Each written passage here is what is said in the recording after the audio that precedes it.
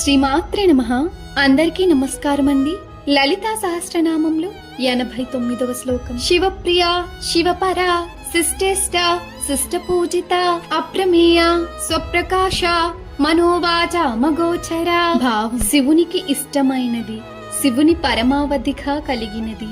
శిష్టజనులు అనగా సజ్జనుల యందు ఇష్టము గలిగినది, శిష్టజనుల చేత పూజింపబడునది, ప్రమాణము లేనిది, ప్రమాణములకు లొంగనిది, తనంతట తానే ప్రకాశించునది, మనస్సు చేత వాక్కుల చేత గోచరము కానిది అనగా గ్రహింప వీలు కానిది. ఒకసారి ఒక యువకుడు దేవిని కలుసుకోవాలని ఎంతో తపన పడ్డాడు.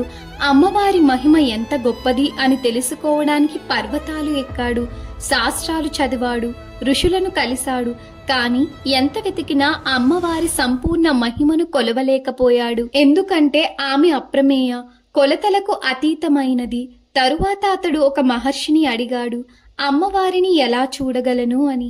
మహర్షి చిరునవ్వుతో అన్నారు, సూర్యుడి వెలుగు ఇవ్వటానికి ఇంకో దీపం అవసరమా?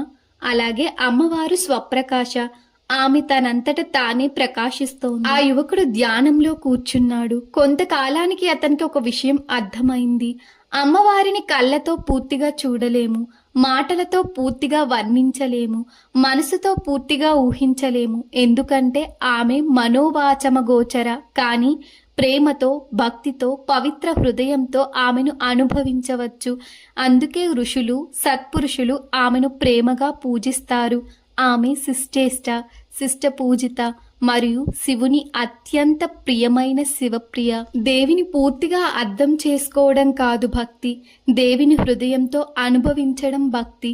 ఆమెను కొలవలేం, వర్ణించలేం, కానీ ప్రేమతో అనుభవించవచ్చు. శ్రీమాత్రే నమః.